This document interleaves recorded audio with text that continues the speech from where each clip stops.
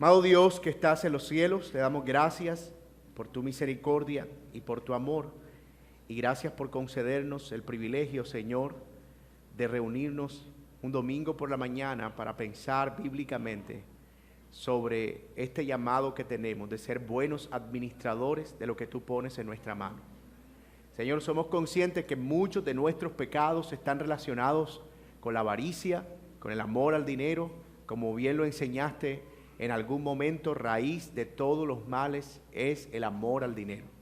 Por lo que conviene que nosotros tengamos, Señor, una visión cada vez más bíblica y sólida de lo que tú quieres que hagamos con los recursos que has puesto en nuestra mano. Así que, Padre, pedimos que a lo largo de estas clases tú puedas edificar no solo la vida de mis hermanos, sino incluso, Padre, sus matrimonios, sus familias, sus trabajos y la forma, Señor, en la que ellos no solo son responsables por lo que tú les has dado, sino cómo pueden producir y hacer todavía mucho más para la gloria de tu nombre. Te damos gracias y oramos en Cristo Jesús. Amén y amén. Puede tomar su asiento, hermano. Como les decía, el propósito de esta serie de enseñanzas no es otro que ayudarnos juntos a entender cuál es el propósito de Dios sobre o acerca de la forma en la que usamos nuestro dinero y nuestras posesiones. Y yo creo que hay libertad, ¿verdad?, acerca de cómo administramos nuestros recursos. Hay mucho que se ha escrito acerca de este tema, así que lo que vamos a estar abordando son principios generales que vamos a tratar de aplicar a áreas específicas. Sin embargo, no vamos a estar hablando de nada nuevo. Vamos a estar hablando de algo, como dije, de lo que se ha escrito muchísimo y que solamente vamos a tratar de poner en superficie para meditar y reflexionar acerca de estas cosas. ¿Qué principios bíblicos nos da Dios para que nosotros podamos guiar nuestra vida con responsabilidad financiera? Y yo creo que usted y yo vamos a estar de acuerdo que este es un tema no solo importante para nosotros, sino importante en el sentido del contexto en el que estamos y en la cultura en la que nos movemos. Es una cultura cada vez más materialista, que ha sido siempre materialista, pero que es cada vez más materialista, cada vez más consumista, y tenemos la tendencia recurrente de fijar nuestra identidad en lo que tenemos o en lo que no tenemos. Basta con que te pases por Instagram, ¿verdad?, para poder ver cómo la gente está continuamente exhibiendo lo que comió, lo que vistió, el lugar que visitó, el hotel donde se hospedó. Y todo eso, si no se maneja bien, empieza a despertar en nuestros corazones un deseo que va más allá de, yo quisiera estar ahí. Se va convirtiendo sutilmente en codicia y se va convirtiendo en pecados, como dijo el Señor y lo dijimos en la oración. Raíz de todos los males es el amor al dinero. Y otra cosa con la que estoy seguro que van a estar de acuerdo conmigo es que no hay nada de malo en el dinero. Compramos con dinero, viajamos con dinero, disfrutamos con dinero, pagamos las cuentas con dinero. Así que nosotros no vamos a estar abordando aquí una posición ascetista en la que vamos a tener que salirnos de este mundo para vivir sin dinero en una sociedad en la que podamos intercambiar productos a manera de trueque. Por supuesto que no. Estamos de acuerdo entonces que el problema no es el dinero. El problema es cuando nuestra confianza y nuestro amor y nuestro interés y nuestra identidad se ancla al dinero y a cualquier cosa que no sea Dios. Así que necesitamos redimir nuestra visión del dinero. Dios nos diseñó para que fuéramos productivos, para que extendiéramos su creación. Eso lo vemos en el huerto. Pero sabemos que el pecado arruinó el corazón del hombre, sus intenciones, y también arruinó la forma en la que él iba a ver la recompensa por su trabajo. Una de las maldiciones que el Señor le da a Adán es: con el sudor de tu frente trabajarás. Y a partir de ese momento el pecado contamina el fruto de nuestro trabajo. Porque ahora no solo vemos el trabajo como algo que Dios provee, sino algo que viene de mi esfuerzo. Es que yo me maté. Yo soy quien está sudando la gota gorda. Yo soy quien está trayendo el pan a la casa. Y empezamos, a causa de la caída, a convertir el fruto del trabajo en una especie de gloria personal, pecaminosa por demás. Así que todos, sin excepción, estamos enfrentando esa lucha continua. Entonces, ¿qué dice la palabra de Dios acerca de cómo tener una perspectiva redimida del dinero? ¿Cómo Cristo nos enseñó a mirar desde la perspectiva redimida el dinero? A usted le parecerá curioso que la Biblia menciona más la palabra dinero que la palabra infierno. Y muchas de las palabras e ilustraciones y parábolas que el Señor usó tenían que ver especialmente con dinero. Parte del Sermón del Monte, capítulo 5, capítulo 6, hablan acerca de cuál es nuestra disposición acerca de las posesiones materiales. Y una de las enseñanzas más gloriosas de nuestro Señor Jesucristo recae precisamente sobre ese tema. No se hagan tesoros en la tierra donde la polilla y el orín corroen, sino hagan tesoros en los cielos. El mismo apóstol Pablo advirtió acerca del peligro de la riqueza cuando a Timoteo le dijo, mira, cuídate de amar al dinero, porque muchos han caído en lazo del diablo. Y me encanta cómo lo pone un autor, porque usando las palabras de Pablo dice, el amor al dinero es el lazo de Satanás.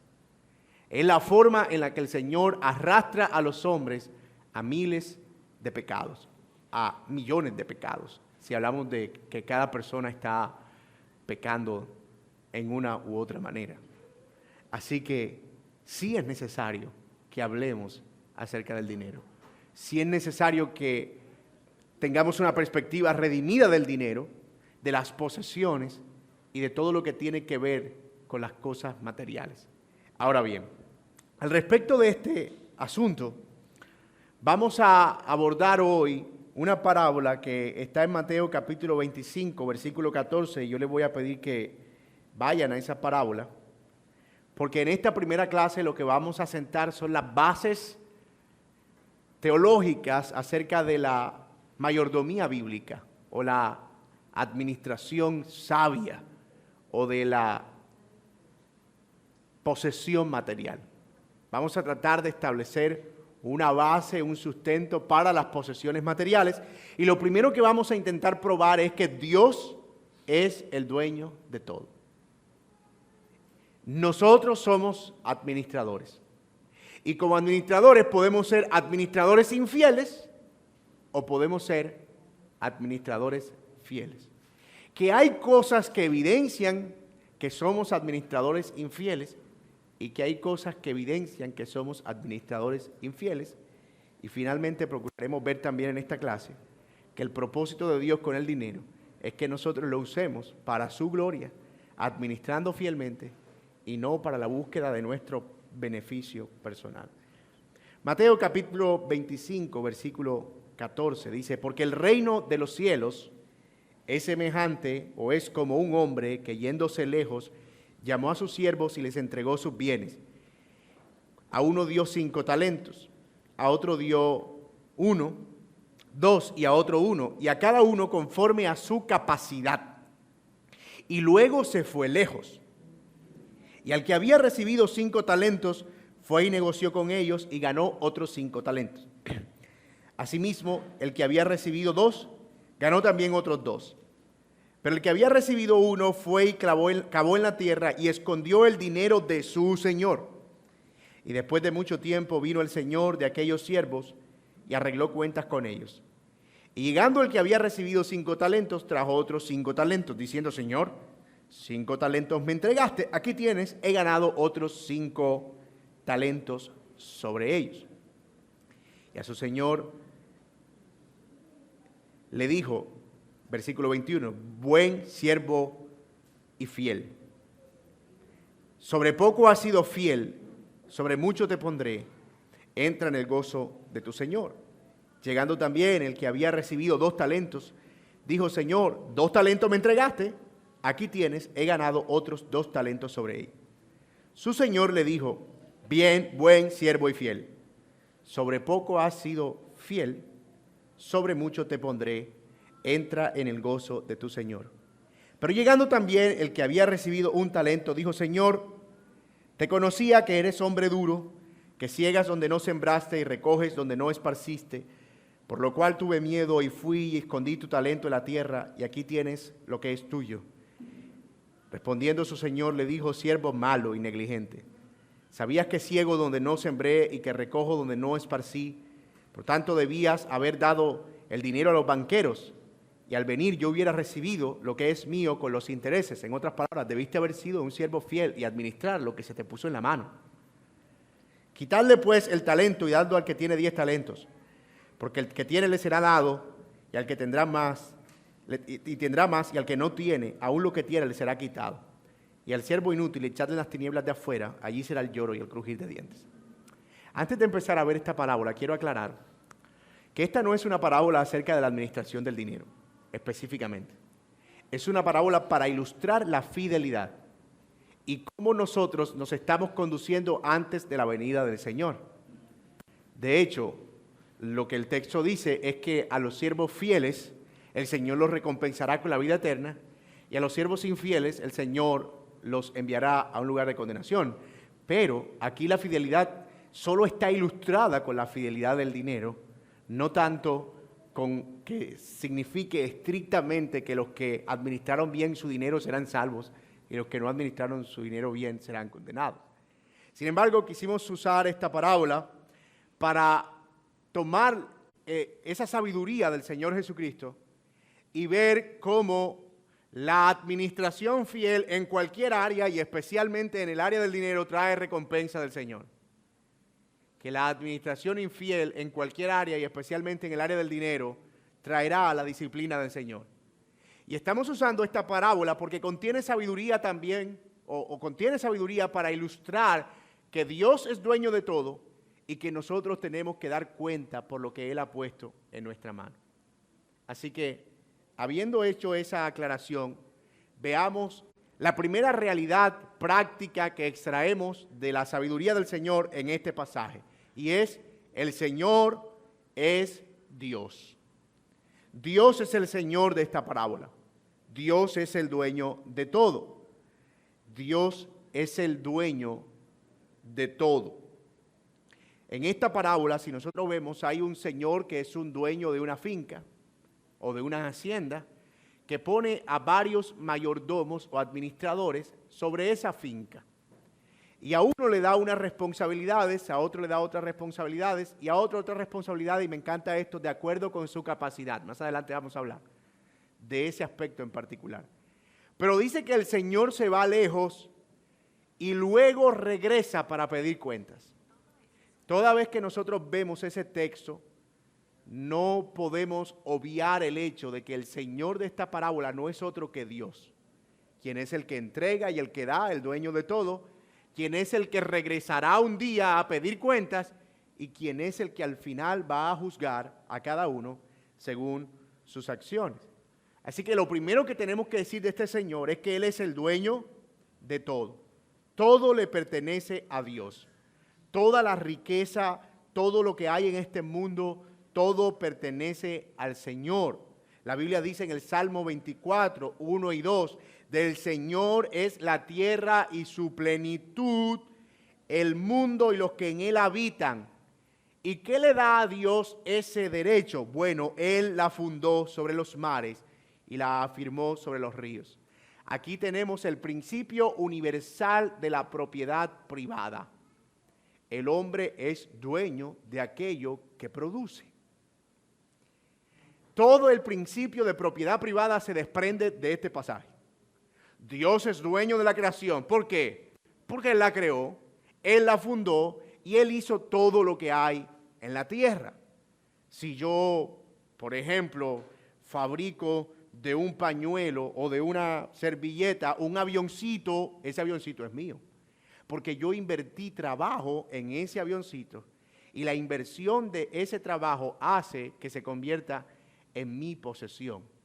Ese es un principio que John Locke, el que escribió acerca de los principios del liberalismo económico, utilizó para sustentar la idea de que el hombre es dueño y propietario de aquello en lo que invierte trabajo. Y piénselo, en algún momento todo era de todo el mundo. Imagínense cuando no había catastro, ni división, ni había propiedad, ni te vendo este lote, sino que había tanta tierra y tantos recursos disponibles que cada quien podía agarrar lo suyo.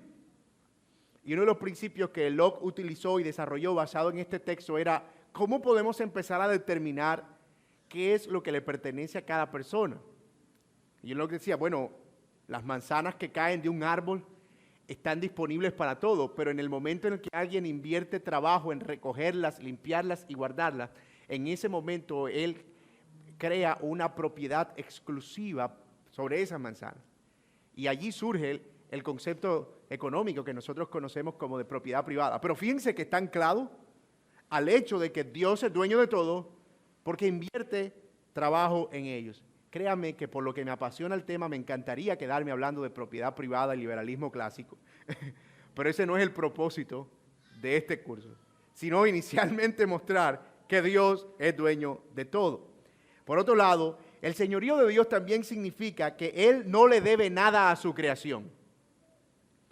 Él le dijo a Job, ¿quién me ha dado a mí primero para que yo le restituya? Todo lo que hay debajo del cielo es mío. Job 41:11.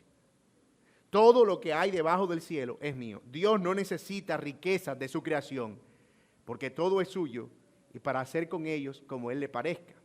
Es por eso que ese concepto que aparece en Malaquías capítulo 3, cuando la gente dice, la nación me ha robado porque no me ha dado los diezmos, la gente dice, cuando tú no das dinero en la iglesia, tú le estás robando ese dinero a Dios. Eso no es un concepto preciso porque en realidad, incluso cuando ese dinero está en manos de esa persona, sigue siendo de Dios. Eso es como, no sé si ustedes alguna vez han tenido alcancía y se han robado ustedes mismos. Es curioso, ¿verdad? Uno tiene la alcancía ahí y uno se esconde de uno mismo, como que. Y saca de lo que uno mismo está.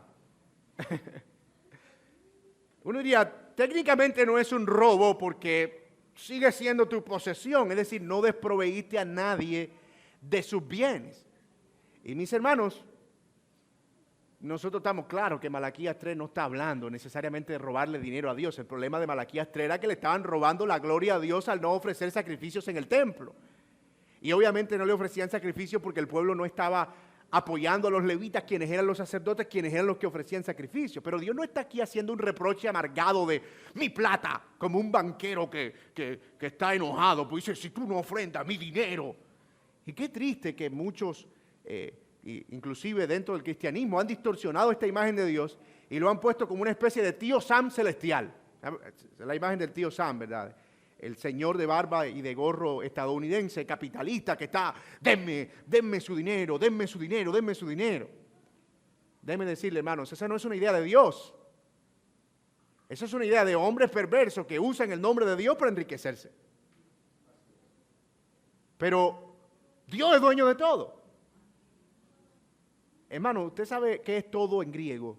La palabra todo en griego significa todo. Pero en el hebreo es más profunda porque significa todo. O sea, todo es todo lo creado. Y alguien dirá, oh, pero Dios no creó los edificios, ni los carros, ni los aviones, ni las computadoras. Oh, pero ellos usan los recursos de Dios. Exacto. Muy bien. El trabajo del hombre, como muy bien lo señala Jacobo, es extender la obra creadora. Ustedes creen que los niños no escuchan, pero ellos sí escuchan. Es extender la obra creadora. Dios provee al hombre de capacidad y provee al hombre de inteligencia y provee al hombre de sabiduría para administrar, y parte de esa administración es poder poner a producir su creación. Y como buen amo, todo aquello que se produce en sus contornos va con el consumo de sus recursos y con el uso de su personal, termina siendo también su propiedad. Así que no hay forma. Nosotros, las sillas de este salón, esa cámara, este micrófono, Santa Marta, el mar, el cielo, la tierra, los peces, la Sierra Nevada con el Pico Colón, todo eso pertenece al Señor. Todo es del Señor. De hecho, el disfrute de las riquezas puede glorificar a Dios. Y eso es lo que Pablo dice a Timoteo en el capítulo 6. A los ricos de este siglo manda que no sean altivos ni pongan la esperanza en las riquezas, las cuales son inciertas, sino en el Dios vivo que nos da todas las cosas en abundancia para que las disfrutemos. Noten ahí, hermanos, que parte del propósito de Dios entonces, en eso de ser dueño de todo, es poner en nuestras manos sus recursos, no para que nosotros nos creamos dueños de eso, sino para que disfrutemos de eso. Vamos a hablar de eso más adelante. Pero una de las razones por las que la gente no disfruta el dinero y lo que puede obtener a través de su esfuerzo y de su trabajo es que es esclavo de él. Pero si nosotros vemos el dinero desde la perspectiva bíblica, parte del propósito del dueño creador de todo es, mientras tú trabajas en lo que es mío, puedes disfrutar de lo que es mío. Porque Él no pone bozal al buey que trilla.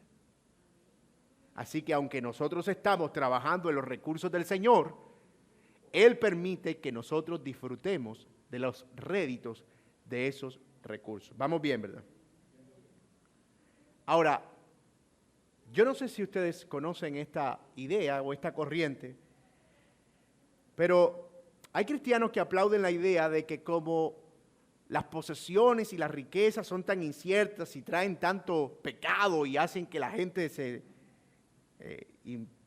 ponga, ¿cómo diríamos? Se adentre en sus placeres. No sé si inmerso sea un verbo, ¿no? Inmersa. Suena un poco raro eso. Se sumerja. Eso tenemos gente aquí fina con la Real Academia de la Lengua Española. Entonces, hace que la gente se sumerja, dicen algunos, en pecados, porque el dinero es la piscina del diablo en la que se lanzan los avariciosos, dicen algunos. Entonces proponen, como decía en la introducción, una vida asceta. El ascetismo fue una corriente del pasado que creo que existe hasta el día de hoy, griega, por cierto, que buscaba que la gente se aislara de las polis y viviera afuera con tal de no tener contacto con la sociedad. Y vivían del rocío del cielo, prácticamente, de lo que pudieran obtener de la tierra, pero no compraban, no negociaban, no usaban, no tocaban el dinero, porque creían que estaban contaminándose. Era como una forma de expiar el pecado, como de no sentirse tan malos delante de Dios. Y eso hacía que, bueno, por supuesto cayeran en una especie de autoconfianza que terminaba siendo pecado al fin y al cabo. Nunca podremos escapar de nuestra propia maldad. Pero la abnegación puede traer algún tipo de virtud moral, pero de ninguna manera alejará al hombre del pecado realmente de amar las posesiones materiales o de buscar su propia gloria. Así que no se trata de que nosotros escapemos para no tener control ni contacto con el dinero, sino que entendamos que Dios es el dueño de todo y que siendo dueño de todo, Él ha puesto de ese todo un pedacito en nuestra mano para que nosotros le administremos y como réditos de esa administración disfrutemos y demos gloria a Él. Así que el secreto de manejar bien el dinero no es huir del dinero. No es, yo recuerdo cuando yo empecé a recibir por primera vez en mi vida mis primeros pagos resultados de mi trabajo. Ustedes no sabían el nervio que yo tenía. Porque sentía que ahora tenía una responsabilidad. Tenía como 12 años que empecé como a trabajar y me pagaron en ese tiempo el puro billete de 1,000 nuevo. ¿Ustedes se imaginan eso? Un mes de trabajo. Y yo me lo metí en los bolsillos. Y yo caminaba como, voy a comprar la comida en la casa. Voy a pagar el recibo de la luz. La realidad era que no me alcanzaba ni para... ¿Cierto? Pero no se trata de, no, yo no quiero plata porque esa responsabilidad yo no la quiero. No, ese no es el secreto. No es huir.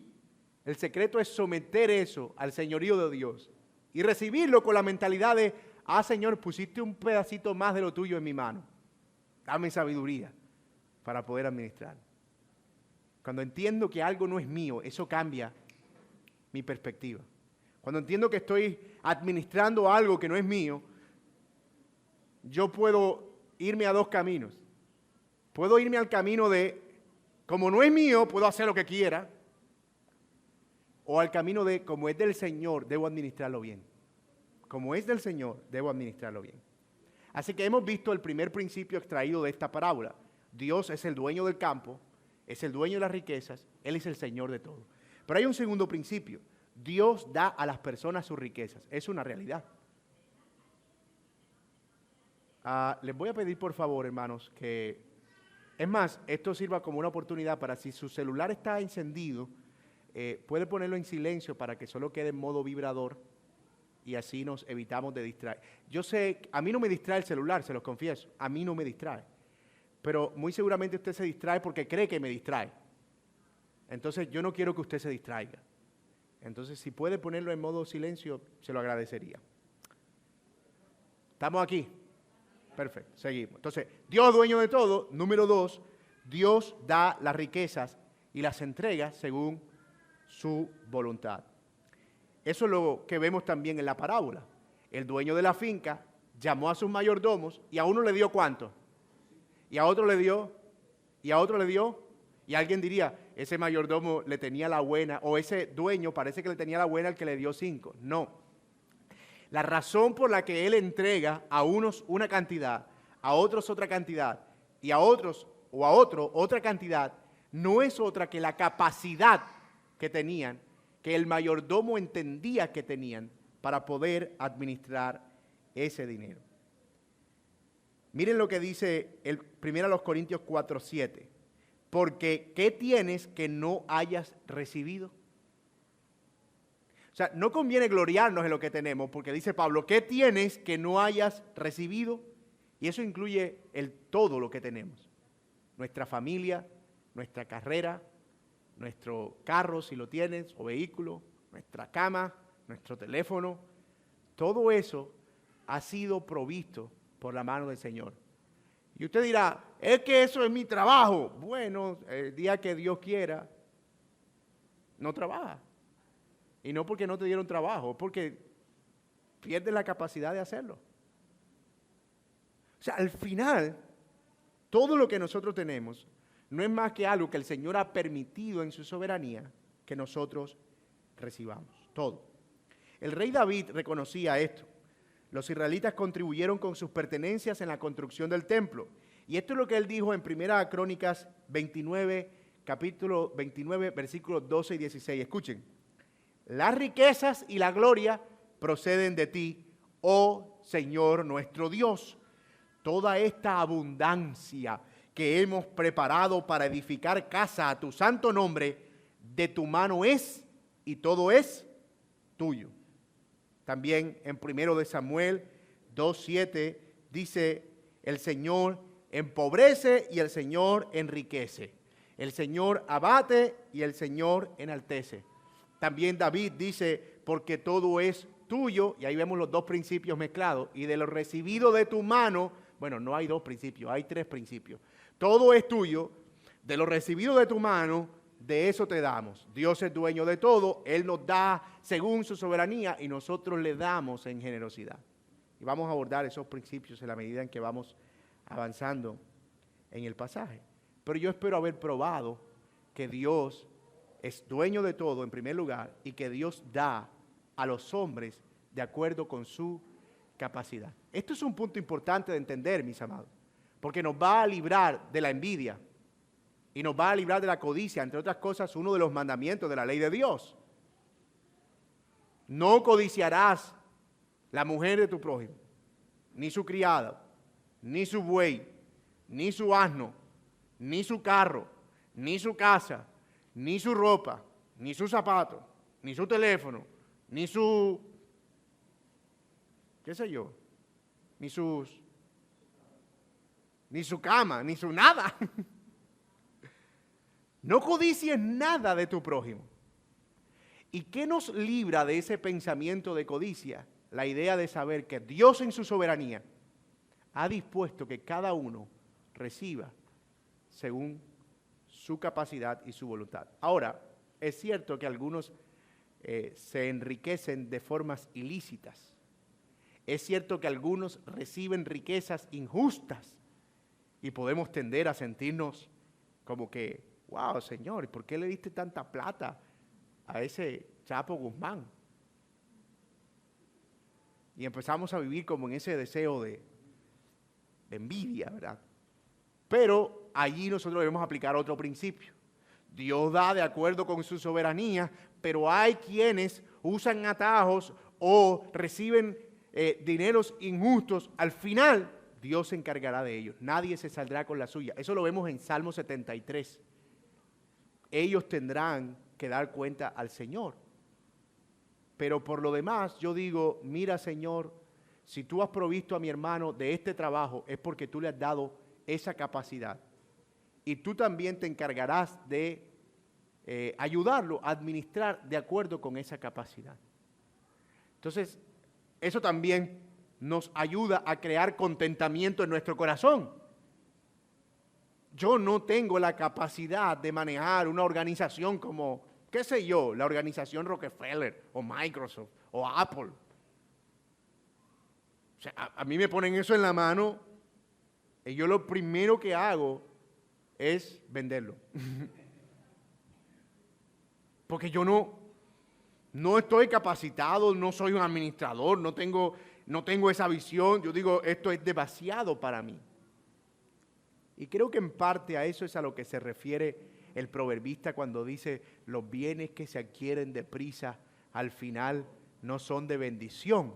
Porque en cierta manera Dios se ocupa de darnos a nosotros lo que estamos en la capacidad de administrar. Así que mi hermano, si Dios te ha dado algo, sea poco o sea mucho, tú puedes darle gloria a Dios y decir, Señor, gracias por poner esto en mi mano. Tú has sido tremendamente bueno para poner esto en mi mano. Ayúdame a administrarlo fielmente. Porque al final lo que Dios va a medir no es con cuánta riqueza tú terminas al final de la vida. Tú te mueres. Y yo sé que usted lo sabe. Cuando usted se muera, no se lleva nada. O sea, aquí no conviene como que no, que una propiedad aquí. No, él se murió. ¿Y qué dejó? Todo. Así que, ¿qué es lo que Dios mide al final? Bien, buen, siervo productivo. O bien, buen, siervo rico. ¿Qué dice el Señor? Bien, buen, siervo fiel. Porque en lo poco fuiste, me encanta esa frase. En lo poco fuiste fiel, en lo mucho te pondré. Vamos bien. Ahora, vamos a ver el segundo elemento que hay en esta parábola. Y me encanta porque como que vamos siguiendo la estructura del Evangelio, ¿verdad? Este es Dios, ahora aparece el hombre. Dios dueño de todo, Dios da según su soberanía, hasta que aparece el hombre. De acuerdo, si Dios es el Señor de la parábola, ¿quiénes son los siervos? ¿Quiénes? Nosotros. No son los ángeles, estamos seguros de eso. Si Dios es el Señor en esta parábola que leímos en Mateo 25, ¿quiénes son los siervos? Y ojo, yo no estoy aquí dando un curso de interpretación de parábola, recuerden, no se trata como de interpretar elementos de la parábola, la estamos usando como base para extraer algunos principios. Vuelvo a hacer esa aclaración, ¿no? Entonces, si Dios es el dueño de todo, ¿cómo deberíamos mirar las riquezas que poseemos? ¿Qué es lo que somos al final? Administradores. ¿Usted alguna vez ha ido a un negocio donde el administrador se cree el dueño?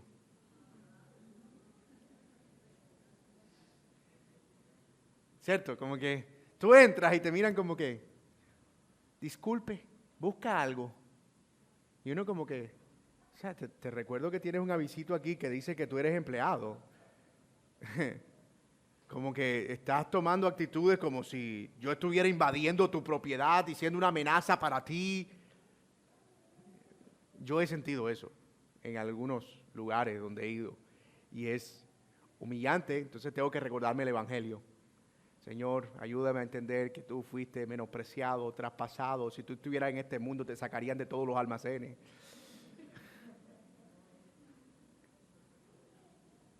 Pero yo soy fan, por ejemplo, de una marca en específica de dispositivos. Óyeme a mí, que no dando la marca para no hacer tú no sabes cuánta audiencia vaya a tener este video. En lo poco eres fiel, en lo mucho te pondré. Pero a veces cuando visito los almacenes de esa marca, yo siento que ellos me venden si mi ropa está a la altura. Entonces como que, ¿qué busca? ¿Cierto? ¿Cuánto vale este? 35 millones. 10 millones. Como que dice, no puedes pagar eso, no lo puedes pagar. Yo, bueno, me voy. Lo compraré de segunda en Mercado Libre.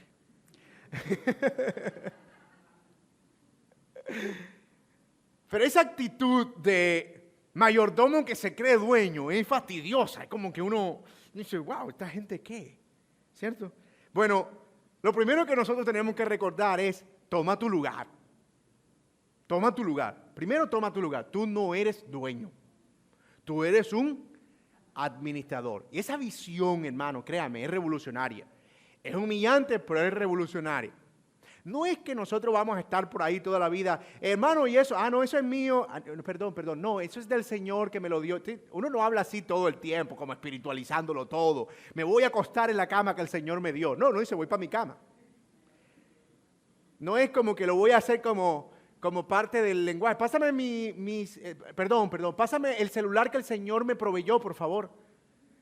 No se trata de entrar como en esa actitud espiritualoide, pero sí como que yo empiezo a tener la conciencia de que eso que el Señor me proveyó, yo puedo llamarlo mío, pero que al final estoy administrándolo para el Señor. ¿Cuántos tienen aquí teléfonos de la empresa? Que la empresa le da un teléfono, ¿verdad? Usted dice, pásame el teléfono. Mira, y ese teléfono no es mío, lo paga la empresa, pero es mío. Más o menos esa es la relación que nosotros tenemos espiritual con las posesiones materiales. Hermano, no somos dueños de lo que poseemos. Dios sigue siendo el dueño de todo. Nosotros solo somos administradores de los bienes del Señor. Una vez le dijeron al señor Wesley, de los hermanos Wesley, el compositor y también pastor metodista, señor Wesley, llegó un muchacho corriendo, se quemó su casa. Y dice el señor Wesley, bueno, se quemó la casa del Señor. Ahora tengo, y qué bendición, porque ahora tengo una cosa menos que administrar.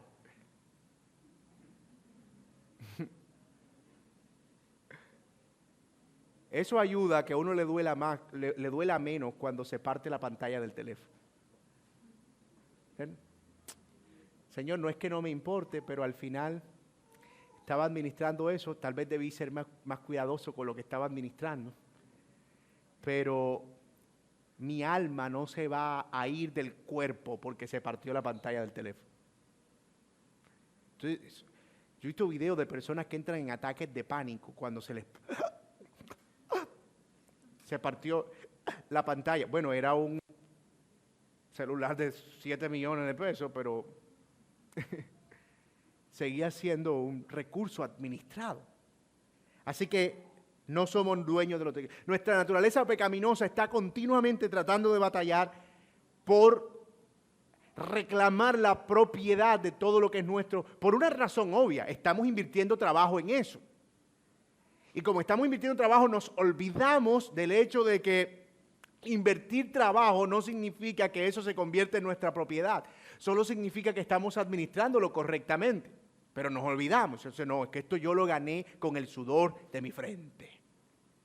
Y como lo gané con el sudor de mi frente, entonces esto es mío. No me digas qué hacer con él.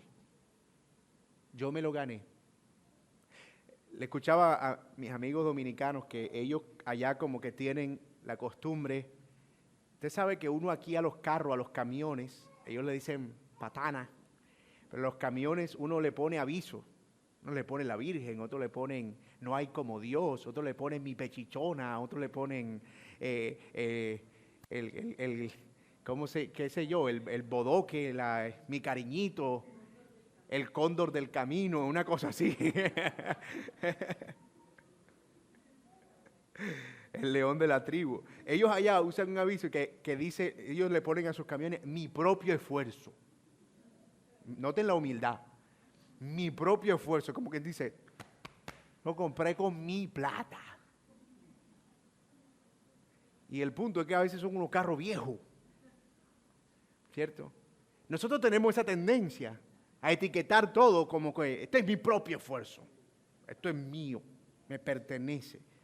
Entender esto nos libera de ser egoístas porque nuestras riquezas no son nuestras en primer lugar, son de Dios. ¿Y eso nos mueve a qué? A la generosidad. Nos mueve a ser generosos. Eso es un gran concepto que tiene grandes implicaciones para nosotros.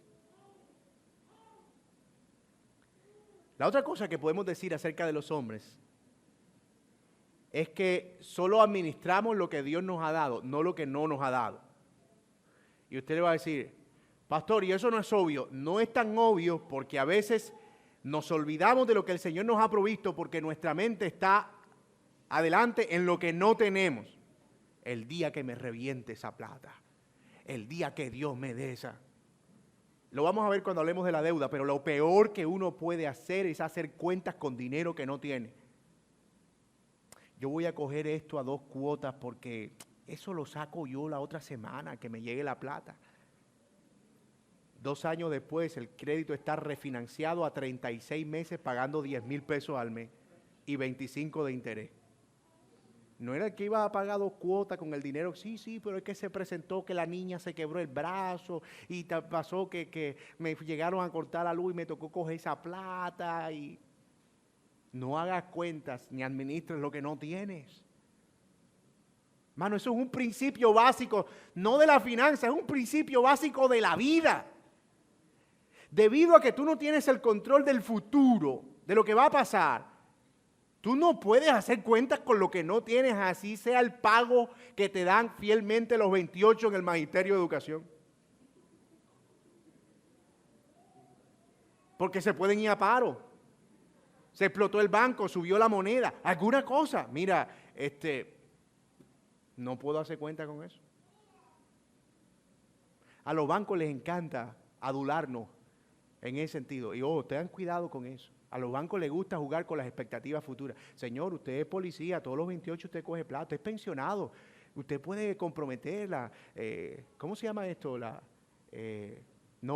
libranza. O sea, le damos un crédito por libranza, porque ese pago de fee, usted ni se va a dar cuenta, porque eso se lo sacamos por nómina. Y entonces terminamos comprometiendo, como diría en buen político de pueblo, vigencias futuras.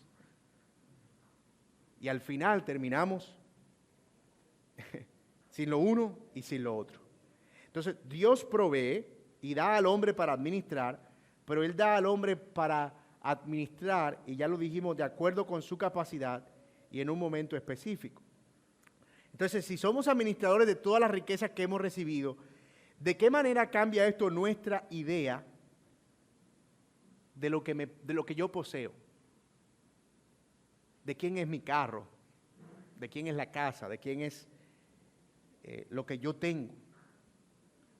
Bueno, lo primero que debemos decir es que, número 1, no debemos usarlo para nuestro único propósito, sino para Dios. Ahora pregúntate, si yo entiendo que mi casa es algo que estoy administrando del Señor y que mi carro es algo que estoy administrando para el Señor, piensa, por ejemplo, en cómo puedo convertirme en un mejor hospedador. Oh Señor, debido a esta casa que tú me has provisto con las condiciones que sea, las que me has dado para administrar, yo puedo usarla para recibir hermanos aquí, para evangelizar, para compartir las buenas nuevas. Puedo usarla para cualquier otra cosa que tenga que ver con servir a otros y servir al reino. O si tienes un vehículo, ¿verdad? ¿Cómo puedo usar ese vehículo para, qué sé yo, mover a un hermano, transportarlo, darle un chance, un aventón, como decimos nosotros? Mi hermano, mira, el carro está ya a disposición. Ojo, que eso también va para el otro lado. Usted no vaya a caer en la idea de, hermano, ya que el carro no es tuyo, sino del Señor, y como yo soy del Señor, ese carro también es mío. Tú me lo puedes prestar un mes. No, mi hermano, no puedo un mes. Hermano, usted sí no ha entendido nada. La clase que están dando de mayordomía, usted sí es duro de corazón. No se vaya a poner usted en ese papel, mi hermano. Se trata más bien de un entendimiento al que yo debo llegar y cómo estoy haciendo esas cosas con esa conciencia. Mi salario, mi trabajo, todo lo que hago, empiezo a usarlo para el servicio al Señor. Otra cosa es que seremos más responsables en la manera en que cuidamos y usamos la riqueza del Señor. Y aquí yo quiero dar un principio, hermano, claro. Entender que todo es del Señor implica que yo voy a administrarlo bien. Porque a veces Dios pone cosas en nuestra mano y pareciera que fueran del diablo. Que fuera el diablo que nos la dio. Eso está abandonado, tirado, sucio, sin ningún tipo de cuidado. Y eso es un síntoma de una mala mayordomía bíblica. Eso es un síntoma de que yo no estoy entendiendo cómo es que funciona este principio de ser un administrador. Yo le digo a mi mamá que yo siempre la recuerdo en los sermones porque mamá, los que han conversado con mi mamá, ella tiene la habilidad de hablar por dichos, por refranes. Ella es como si fuera un libro de proverbios de pueblo. Entonces ella llegó a un punto en el que nos decía tantos refranes que ya nos lo dejaba en puntos suspensivos. Era como que ella cuando el río suena, cuando nos pasaba algo que nos dañábamos el pie, eso se llama busca zapato, era él. Eso se llama busca zapato. Cosas así, entonces nos lo dejaba como en el aire. Entonces, cuando ella veía que nosotros nos levantábamos y no arreglábamos la cama y dejábamos los zapatos por ahí tirados, ella se levantaba, abría y decía con la cabeza para arriba, ser pobre está en Dios. Y se iba. Porque el refrán completo era, y ser puerco está en uno.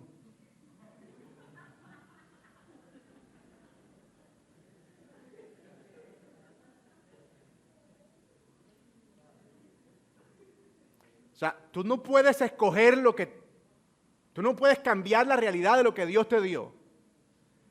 Pero lo que Dios te dio, tú puedes administrarlo de tal manera que se haga evidente que tú estás siendo un siervo fiel. Y yo sé, mi hermano, que a veces produce desánimo. Quisiéramos tener más cosas, que la casa se vea más bonita, que el piso sea de porcelanicrón, que la cocina brille. Pero ojo, que puede ser que el deseo de poseer cosas no te esté llevando a que con contentamiento administres lo poco que el Señor te ha dado. Porque entiende que es en esa fidelidad en lo poco que el Señor te va a ayudar a que seas bendecido para que puedas administrar mucho más. Yo he ido a pueblos que, eso se ve mucho en los pueblos, que en el campo, casitas así como de, y uno entra y uno, wow, yo me quiero tomar un café aquí, esto huele, todo está, y el piso es de tierra, pero ellos usan una técnica que la ceniza del fogón de leña, la tiran después que barren y en el suelo hacen como parches redondos, entonces tú entras y eso se siente un piso como compacto, uno se acuesta ahí, eso es frío, rico. Y uno dice, aquí no hay, esto no es una casa de un rico, no hay un sofá, no hay un multimedia, ni un teatro en casa, no hay. Pero uno dice, wow, esta gente lo entendió. Y lo mismo con uno mismo.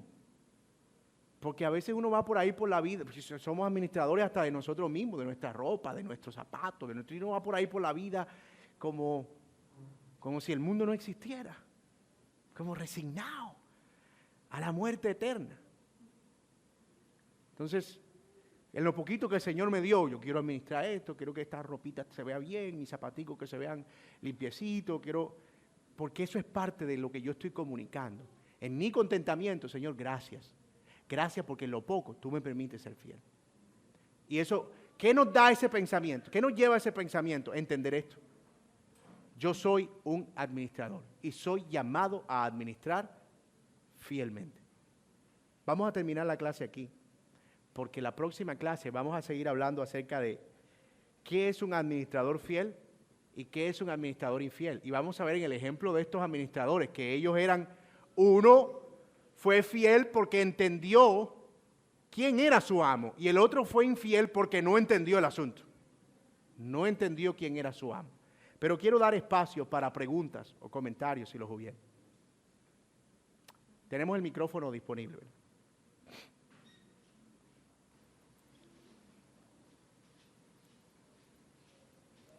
Creo que está por aquí.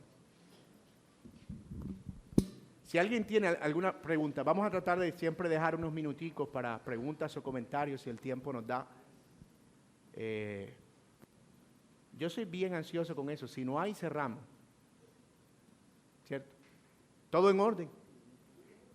Entonces, si pudiéramos resumir la enseñanza de hoy, Dios es dueño de todo. Él es soberano. Dios da según su soberanía. Nosotros, los hombres, somos administradores. Y como administradores, somos administradores de lo que Dios nos ha dado, no de lo que no nos ha dado. Y debemos hacerlo fielmente. Esas fueron como las 4 cosas que vimos hoy. Así que la próxima semana vamos a continuar hablando acerca de las marcas de esa fidelidad. Mis hermanos, gracias por venir. Gracias por estar en esta primera clase. Y lo invito